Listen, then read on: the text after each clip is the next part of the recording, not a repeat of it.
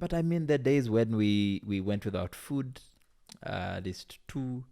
I know we went. What was abundance in our home was posho, because my mother would pick some from the kitchen at school and bring it home to eat. So holiday time was tough.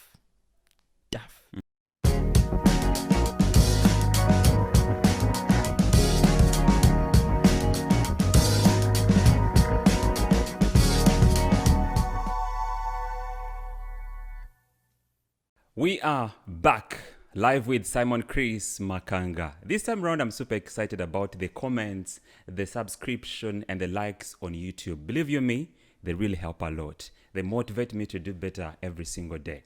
My guest tonight is just more like me. He's a communicator, and he survives by talking. He pays his rent by talking. He pays his transport by talking. John Nkore. Yes, sir. It's a pleasure to have you on Live with Simon Chris Makanga. Thank you. Are you okay? I'm very well. So Simon Chris Makanga is the name of the show. Is it your? I know you're a communicator. You do like what I do, but let me do what I have to do. You're here to answer questions. Just asking. Let me start by understanding. Yeah. You've been in this game for quite a long time. Yeah. You worked on NTV. Mm-hmm. You worked on Power FM. Yes. You worked on Family TV. Mm-hmm. I mean, you're an event host. Mm-hmm. You're a content creator for now. Kuyiriba. Oyiriba. Yeah. I'm told you're 28. Guys, they don't say age of Bakuru. John, at 28, you're doing all the things. Uh-huh. Don't you think you're too much too soon? No. I think everyone blooms at their own time. There's no script to life. If your flower grows at 3 years, I mean, I know there's people who started singing at 9 years, like Beyonce, and they've blossomed. At what age did you plant your flower? Essex Vac, All Saints Church, Nakasero. Is that when you discover that that's what you want to be? Yes. And how did you start? Guy. Okay, so I met a guy called Joel Senyonyi. The MP? Yes. And then we became friends. We started chatting. He was working with UBC as a news anchor. And we started a very awesome friendship. We call ourselves besties. Mm-hmm. And then we started to rub shoulders. And when we did, of course, when you are friends with someone, you tend to think alike, walk alike. And then I discovered I could actually talk. I could actually use my thoughts to impress people, inspire people, help people. So that's really where the journey started. So in my Essex Vac, I applied to Power FM. They refused to give me the job. Mm-hmm. Then Joel co-opted me to his show. He had a show called Fahrenheit. Okay. And we used to do it together. On Tuesday, there was a component of men, and sometimes I would just pop by to talk about men, of course, as the young single guy on the show. And so that's how we started. I think a year later, in my first year, the pastor now, who was my boss then, Gerald, called me and said, you know what, John, come and do a voice test and we see how this thing can go. I luckily passed the voice test, and in 2015 I joined Power FM. How long were you there? I left Power FM this year in Feb. And it was a beautiful 9 years. So how would you cross from Power FM to NTV? NTV and Power FM is one family. Mm-hmm. Yeah, it's like one hub of HR. Who discovered you then? I can't say someone discovered me. I walked into Morris's office, Morris Mujisha, then who was the head of news. And yeah, long story short, started working, producing some shows. I'm interested in that long story. Don't cut it short. Yeah, don't cut it. I think now things have changed. Mm-hmm. When those days we used to, our society was a normal society. We didn't have this vibe of celebrity. News anchors were not as holy as now. Difficult now to grab an appointment with people. Yeah, I mean, even with me, life is so busy. So I pick all my calls, but it's difficult to make an appointment with me, not because I'm big, but because life is just bingy. Yeah, so many things. Life is a struggle to deliver. Yeah, but then I think life was simpler. So when I wanted to join TV, I walked into Maurice Mitsha's office, welcomed me as he had never ever seen me, and I introduced myself.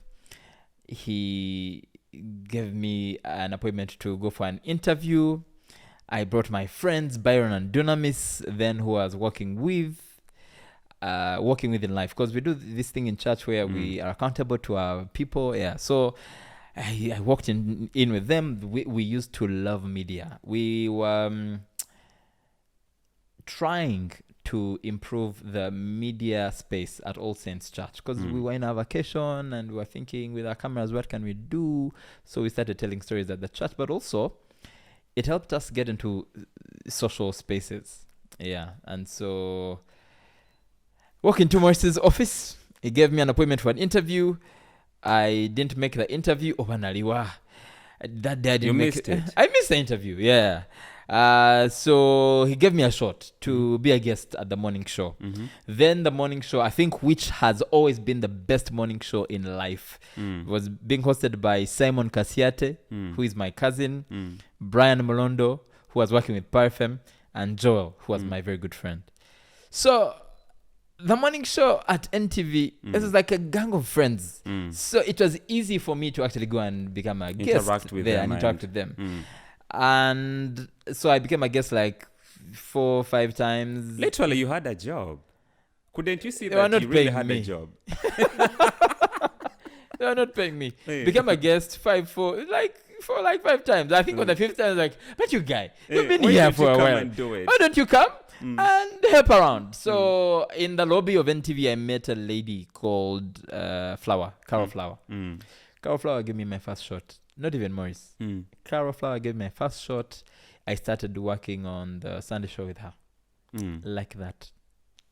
Simple like that. Wow. Yeah. So meaning the love for the media motivated you or still motivates you to do what you do?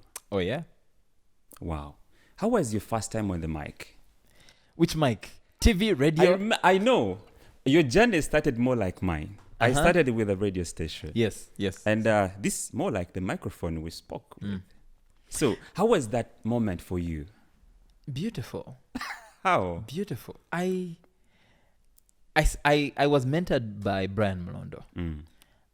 When I joined Parfem, I took over his show, which was called The Hit List. Well, now it's still there, called The Hit List, in the night.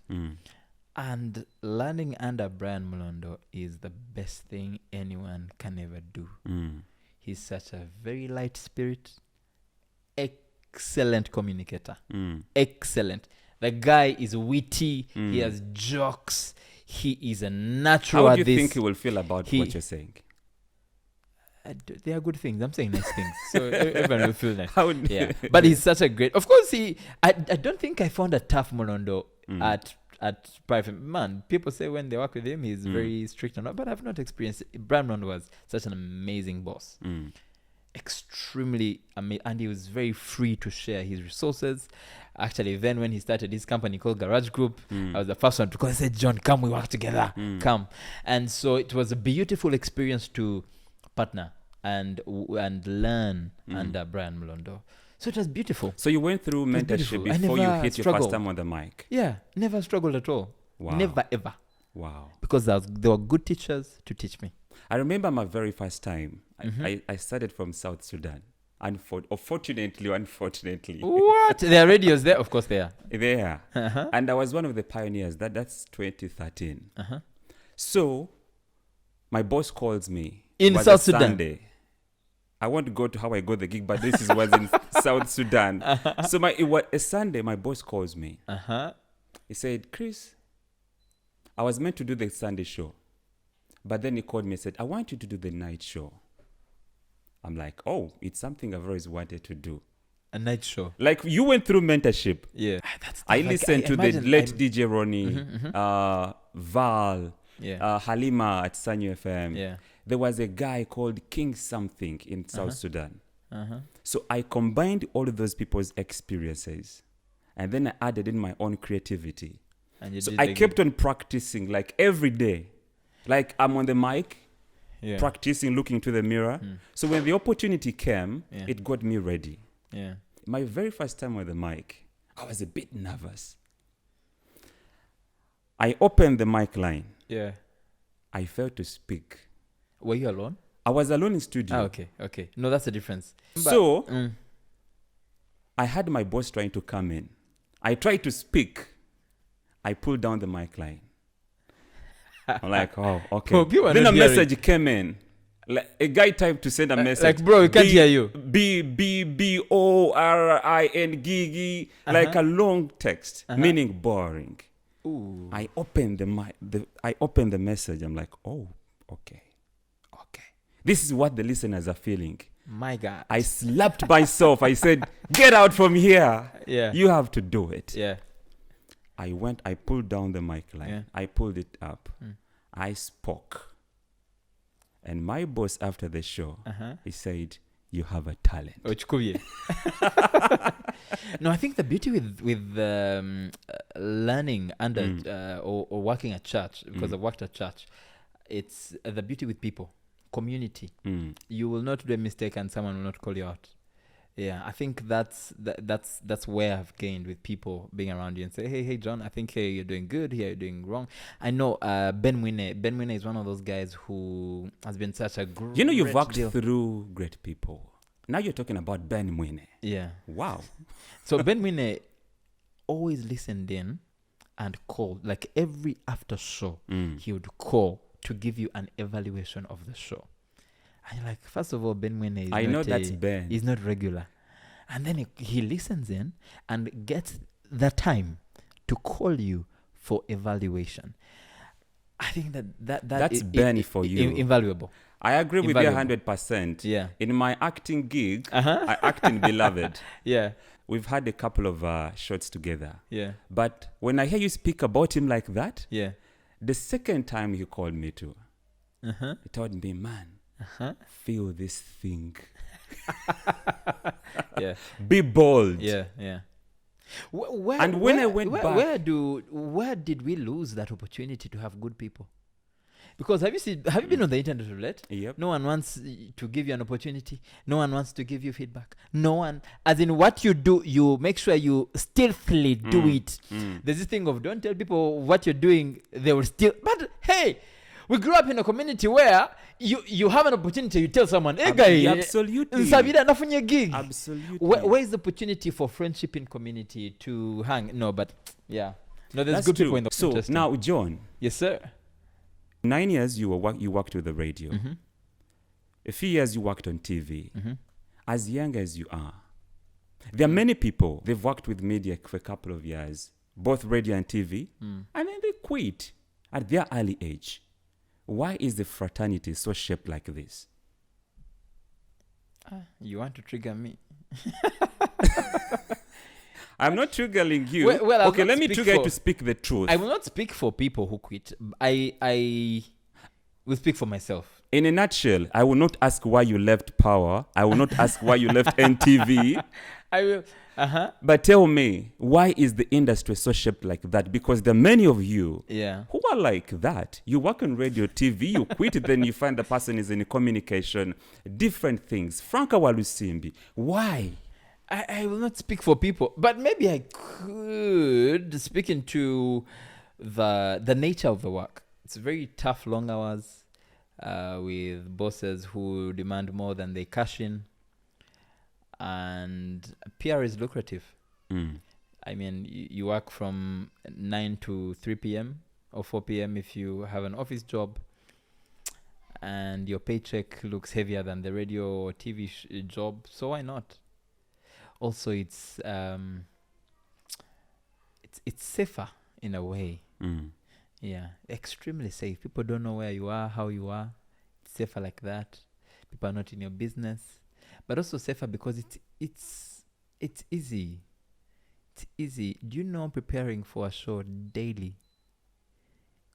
You write scripts daily for a show. Not that it's difficult, but it's less tasking. So I guess if people want to do the easier thing, they go for PR. because broadcasting is real. You're trying to say it's not well appreciated. Not like that, but the value we attach to it in terms of the employers, they don't see actual value with their employees. And this is across the board, not just a few companies, all over. In a nutshell, All you're over. saying the bosses do not understand the nitty-gritties the show host goes through to give a final product. I think they do, but they do not value it. It's not valued. Yes, they do. I think they do. Because some of the bosses actually are media practitioners. But in terms of the value that... But I think it's also from back in the day. We used not to pay well. Broadcasters, TV, radio. You come and do a show, you walk away with 200,000 Ugandan shillings after a month, not after the show. After the 30 days of you working. And whereas that is true, I think that they see the work, they recognize the work, but they do not value it. Are those some of the factors that pushed you out? No. PyFM pays well. I mean, PyFM is under Watoto. NTV, I have no challenges with NTV. I used to have a driver, a driver used to pick me from my home. Now let's get to I it. used to... Let's get to it. Why did you quit? Two things. One, I started school this year. Mm-hmm. And so that took a heavy toll on me. I said, you know what, I can't do 3 jobs and still do school. So I'm doing school and I'm excited for it. I just finished my first semester. Mm-hmm. So I'm excited for the journey of school. Then the other is I wanted to do agency work. Agency work is marketing, advertising, and PR. Yeah. And I thought that would take a lot of time because the tail end of me working at PyFM, I really struggled to show up for shows. Okay. I struggled. I think last year I would show up like twice a week. I mean, the show is daily, right? I used to do the Urban Edge. And I used to show up late, first of all. Late because I'm doing something. And not because I didn't love I love radio. I mean, I'm going back to radio soon to do a weekend show. So I'll be sharing with you those details soon. But I was struggling to be a part of the show, to be a part of the establishment, and then do something that I thought that was lucrative, but also that I had started to take interest in. But John, what do you think we can do, or what do you think can be done to make sure that media is what it is supposed to be? Like we've seen in many other countries, you find a person who does exactly what you do, and the person is really doing good. And let's be honest about this. Yeah. Media houses do not pay.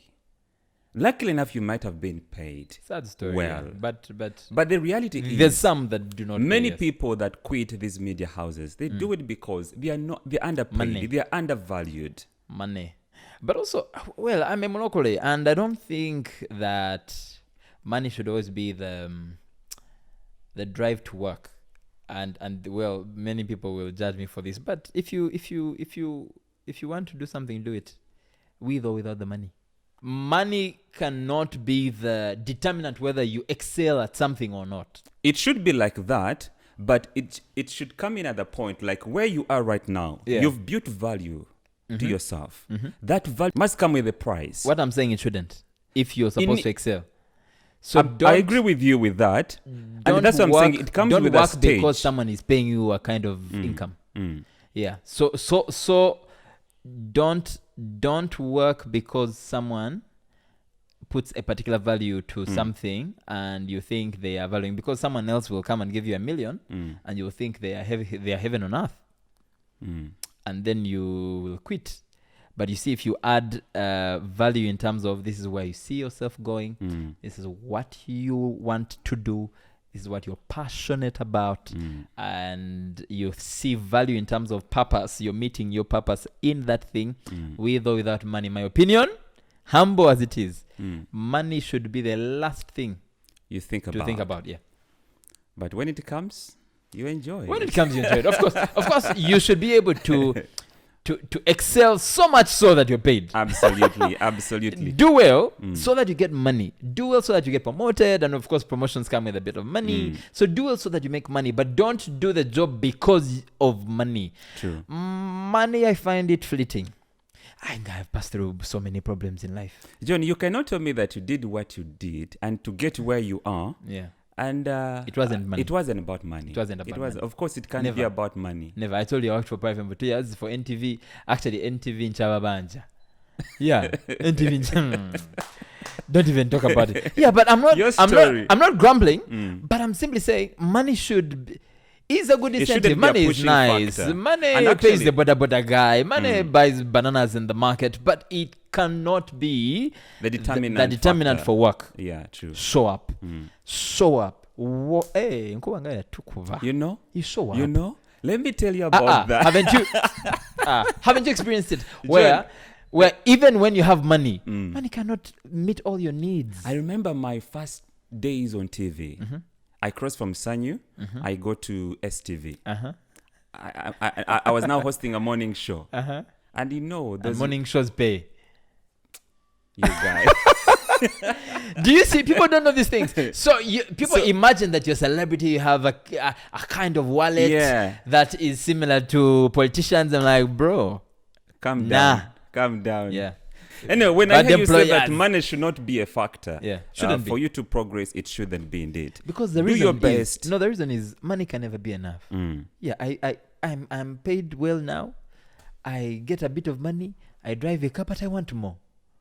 John, you talked about you being born again and believing in God, of which I believe you do. And I'm told you also sing in a church choir. Yes, I do. Amazing. Yes, I do. Do you believe in instincts? I believe in the Holy Spirit. So what happens when your instinct tell you the wrong thing? Let me give an example. My spirit will tell your me. Your spirit, okay, let's talk about your spirit. Tells you, you go and meet this person. Like and I'm here with Chris. There? Okay, like you're coming to and meet I reach me. here and I find he's a muyai. He's a muyai. Yeah. What do you do at that moment? Such is life. Such is life. Jesus, when he left, he told us you'll pass through trials, tribulations, and temptations. He promised us 3 nice things: trials, tribulations, and temptations. So when I meet a Makanga who is a muyai, I fold my sleeves and move on. So how do you deal with temptations? How do I deal with temptations? Especially you who is in the celebrity life. I'm sure there are quite many. I used to be in that life. But now I'm a commoner like you. But you're not. Yeah, I'm a commoner. I'm done with the Ndiku street. You're on TV. Every evening you're on TV. No way. But why deal with temptations? John, I'm sure there are many. So many. My God. How do I... It depends. There are some things where you weigh and say, this one, it is of less consequence. Yeah? So you do it. Because you want to fulfill your ego sometimes or add money in the pocket. So you choose to do the wrong thing.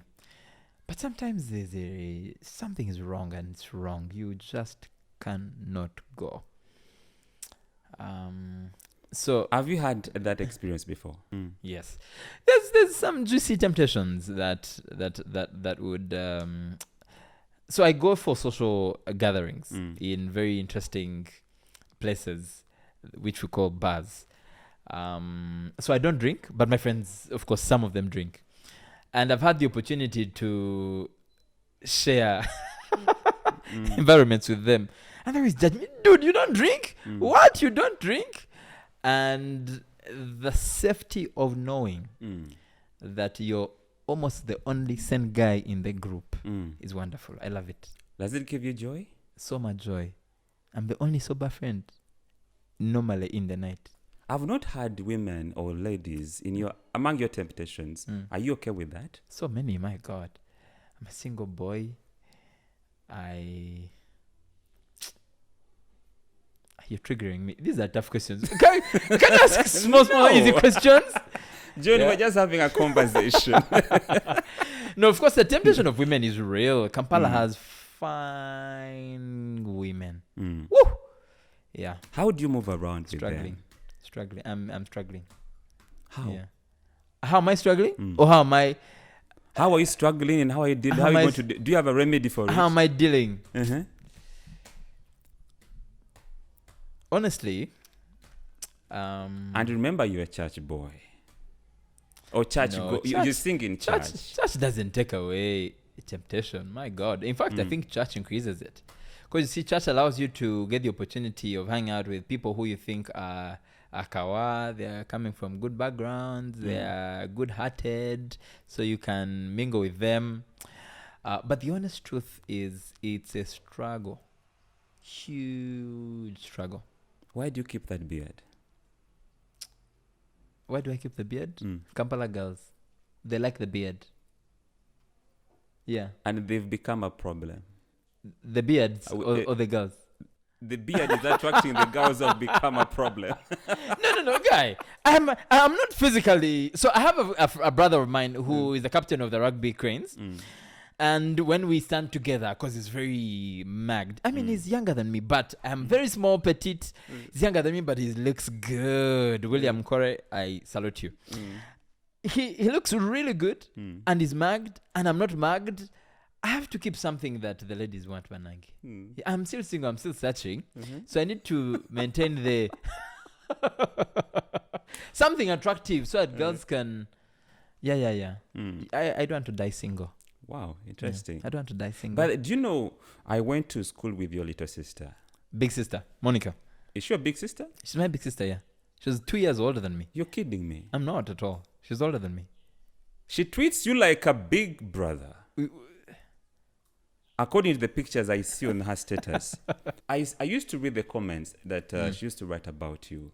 And that's a perception I got that you are big brother. Meaning... I take care of my home. I'm the only boy and in that's a why I family wanted to of know, 3. where do you get that motivation? I've shared my story before and I could share it here. My father is an alcohol addict. That's why I don't drink alcohol anyway. So people, I don't tell my story because, I mean, people think of, don't tell us your problems, what. But it's nice to know that alcohol is bad and it kills families. So if you're out there and you drink alcohol, just know you're going to perish. And this is not a joke. I'm an example of the same. My father stopped paying for us when we were young. I was in my P4. My sister was in P6. And of course, we knew because he used to drink drunk. Of course, his traumas are real. He's an army man. So he had PTSD. He worked in Somalia. He worked in Juba. He worked in Chankwanzi for a while. He was an instructor. He was a teacher. So his traumas are real. Yeah. So as an army man, I understand it. Of course, now I've grown up, I understand him. But when I was young, I was like, what the? Huh? How dare you give birth to awesome children and let them go? So I became a father in that home while as a child. And perhaps that's why Are you the only started, boy? Yes, I'm the only boy in the home. So I have a big sister and a young sister. And You're 3? Yes, we're 3. Okay. And then my mother. My mother who is a teacher, and you know how they pay primary school teachers, eh? Yeah, which used to come after 3 or 4 months. Absolutely. Which comes after 3 or 4 months. Yes. So luckily we didn't lack school fees because we always had, I mean, God was always faithful. But I mean, the days when we went without food, at least 2, I know we went, what was abundance in our home was posho, because my mother would pick some from the kitchen at school and bring it home to eat. So holiday time was tough.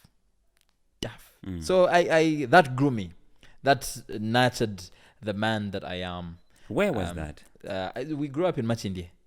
My mother taught a school in Machindie called Chiwiye Primary School. Okay. Beautiful homestead. It's in a church and a clinic. Beautiful community. We grew up with reverends and fellow teachers' children. So we grew up to know lack, but also to know that God is good. When you describe that background, has it in any way shaped you Yeah. to be the person you are today? Yeah, I treasure work. Like you know where you come from. Yes, I know why I come to work. I will work with all my heart because I know if I get fired, I have no gamba no gu. I will go back home to my mother who is already struggling anyway. So tell me, you're still telling me Yeah. about your dad, John. yeah, so my dad left us. He didn't leave us. He stopped taking care of the home. So my mother fended for us. We grew up to know lack and opportunity. So growing up, we treasured opportunities to meet people, treasured opportunities to have a new dress, a new shirt, treasured opportunities to have food on the table, treasured opportunities to have light going through your bulb. So yeah, that's how I think about life. Life is an opportunity, a huge opportunity. Yeah, because there's a time where we knew we were going to be homeless. But now I've told you many things. When you think about that life, how does it make you feel? Makes me feel very favored of God, extremely favored of God. Yeah, because we could have dropped out of school. I mean, here I am doing my second degree. I don't think I'm very extraordinary. I think I'm the most ordinary of men. Actually, shockingly, I used to stammer. Up to now, I think I still stutter.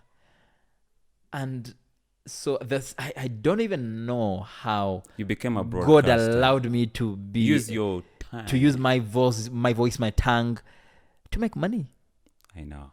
Because I used to be a stammerer. A huge stammerer. Those who went with me to Buganda Road Primary School know that I used not to talk. You're the Paul. If I talk, You're the Paul. you have really squeezed me. Yes. And here I am talking for a living.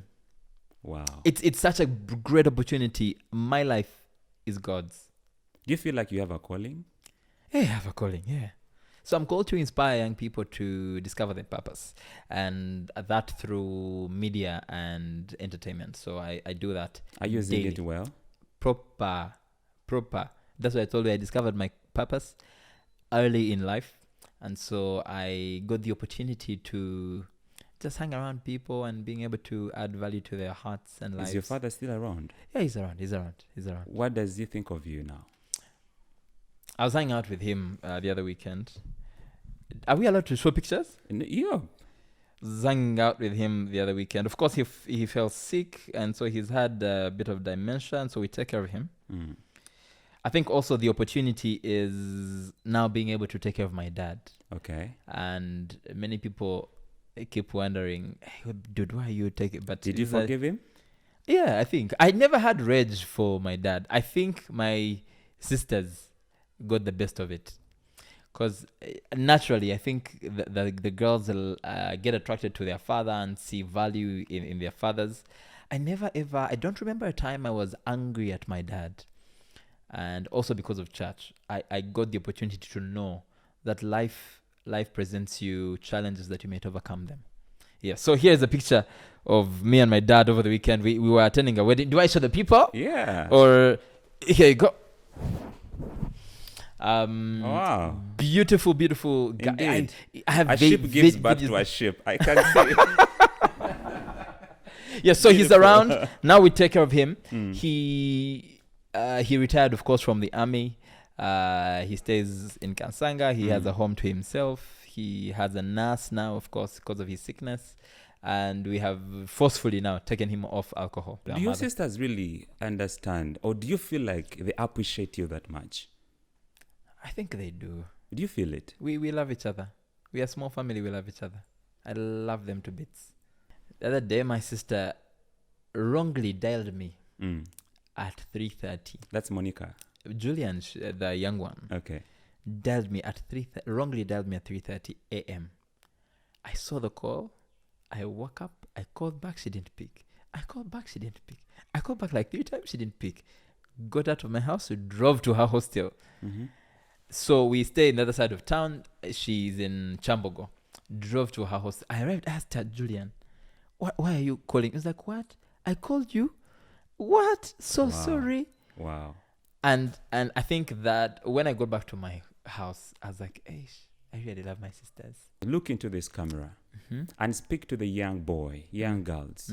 One, about drugs. How are you able to do it No pressure. with the sober The mind? young people alone. Speak to them. If you want to go far, yeah. I have a friend who keeps saying that opportunities will always come your way, but character will keep you in those places. Yeah. And I believe that the most important thing in life is to be sober. Be sober always, always. Please Thank you don't. so much, John, for passing by. Allow me to say Merry Christmas. And I know Thank you you too. sing Merry in Christmas. church. Yes, I sing. I cannot end this podcast without Mwagala you. sample. Absolutely. You're And the this guy. is from the producer. High school things. We want a sample. Yes. Hey, what song? A Christmas song. Mm. Joy to the world, the Lord is come. Let earth receive her King. Hey, let every heart prepare him room. And heaven and nature sing, Hey. and heaven and nature sing, Hey. and heaven and nature sing. Hey, you should Wow. sing. Yeah. Grab your inner best. Interesting. And I tried. Merry Christmas. Anyway, Merry Christmas, John, and thank you so much for passing by. Thank you too. Well, that is it for Live with Simon Chris Makanga. Please go ahead and subscribe, like, and comment. I won't steal your thunder. Bye-bye.